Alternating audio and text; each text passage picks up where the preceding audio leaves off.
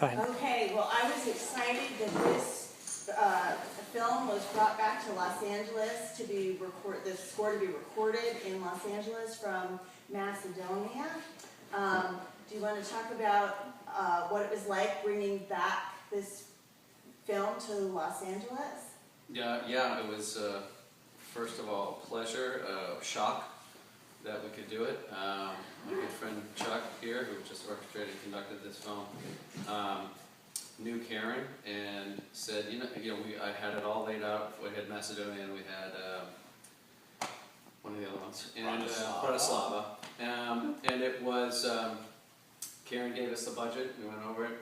The budget was shockingly affordable. It was still more than Europe, but for the quality of players and the ability to be sitting in the session, in the end, it's not even close.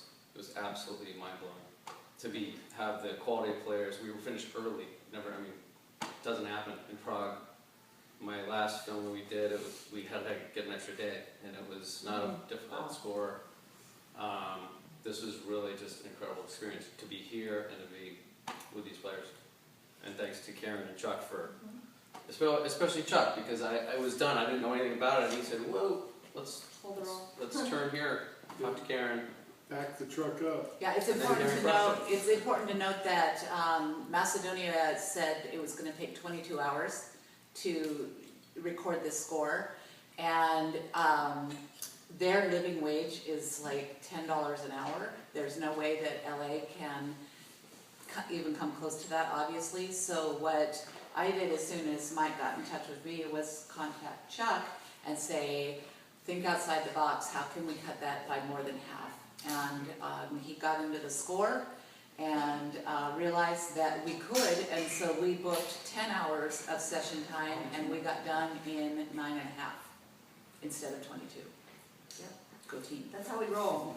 And scored some extra improv cues that weren't even planned.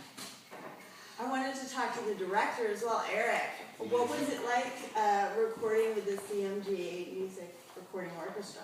Well, I'll tell you the truth, my biggest fear when we were just beginning this, we were not a film that had a very high budget at all. So there was great concern that I would be doing it remotely, and Mike would also be doing it remotely.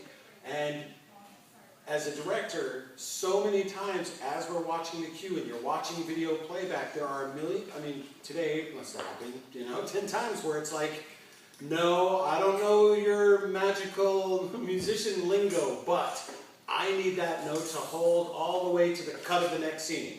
And if I were trying to do this remotely, I wouldn't have caught that. And then we'd be sitting there editing things together to make it all work. And the whole point of live instruments and musicians is to have a live recording and not to just chop everything up digitally later.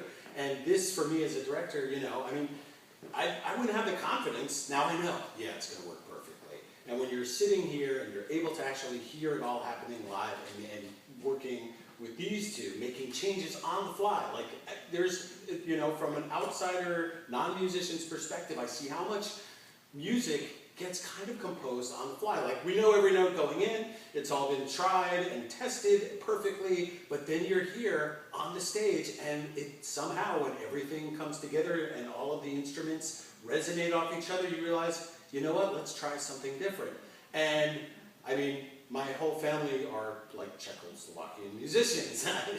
Grandma was mean, so I never picked it up myself. But it was so amazing to watch this group of musicians. Like Chuck would call out a change, and I'm thinking, we'll probably want to rehearse through it once, and then we'll record it, and then we'll get it right on the third time. But they got it right away. They get it right away. Everyone knows they're so professional. And I think it's because, and we were talking about this last night, so many of the musicians here seem to work on score.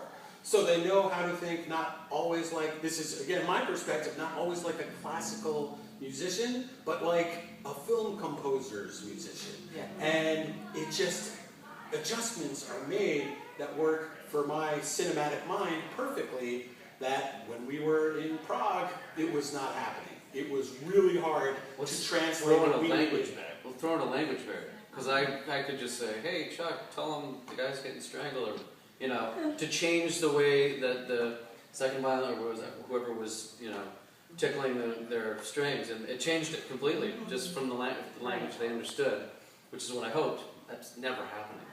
So the quality, the overall quality you get just from being here is so much higher because of even probably the language barrier, not to mention the, you know, 7,000 miles or whatever it is.